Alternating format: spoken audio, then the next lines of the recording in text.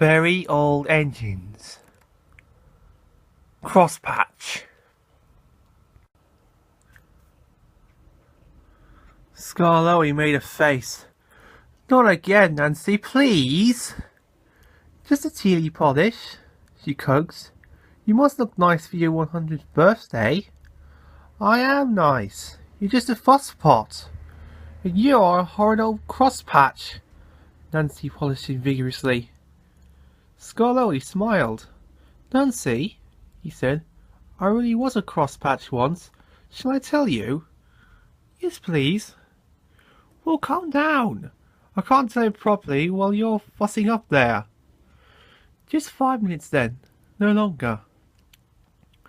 Nancy sat down on the box and the old engine began. Tally Flynn, Golgoth, Rheneas and I were built together in England. Who? Asked Nancy. Are Tally Flynn and Golgoth. Tally Flynn is my twin. Golgoth is Rheneas's. Their railway is at Tywyn in Wales, and they're 100 too. They were green, and we were red. Tally Flynn and I had 4 wheels then, and no cab. We thought we were wonderful, and talked about how splendid we'd look pulling coaches. What about trucks? Asked Nancy. Skarloey chuckled. We had no use for them, he said. I was finished first and sent away on the ship. I didn't like that. It wobbles dreadfully. At the port, the big railway kept me waiting. They had no cranes to let me out. It wasn't the fat controller's railway then. He would have managed better. What did they do? Asked Nancy. They used the ship's derricks. They nearly turned me upside down, said Skarloey indignantly, and left me hanging while they arranged the truck. You must have looked funny, giggled Nancy. Yes, and I felt it too. I got crosser and crosser. They fastened me to a truck at last. The engine took me away. His name was Neil.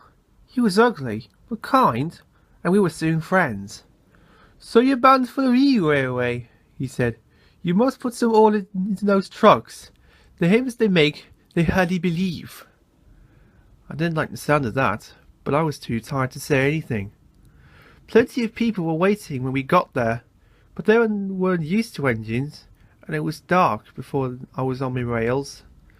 Then they left me, alone and unhappy, and wishing Rheneas would come. Trucks were everywhere next morning. Suddenly, with a rattle and a roar, a train of loaded ones came in. I was surprised. There's no engine, I said. A workman laughed. They come down by gravity, he said.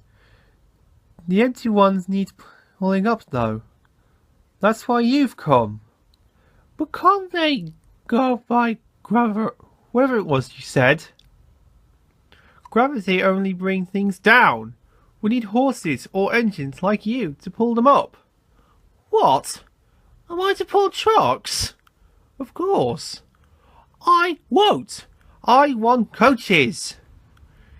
He just laughed and walked away. Soon Mr. Mack, the manager, arrived with some men. He showed them my parts from a book. We're going to steam you, Skarloey, he said. Can I pull coaches, sir? No, certainly not. I gave him such a look. They didn't understand engines, so it was easy. My fire wouldn't burn, and I made no steam. I just blow smoke at them. They called me bad names, but I didn't care. Next day they tried again, and the next, and the next.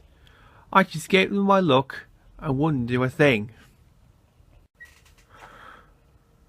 At last the manager said, Very well, be a crosspatch, but we're not going to look at your sulky face all day. We'll cover you up and leave you here till you're a better engine. They did too, chuckled Skarloey. They fished a big tarpaulin and covered me right up. I didn't like that at all. I think it served you right, said Nancy severely. Never mind her, Skarloey. Please tell us what happened next. Nancy turned in surprise. A group of people had quietly come up to listen while Skarloey was telling her his story.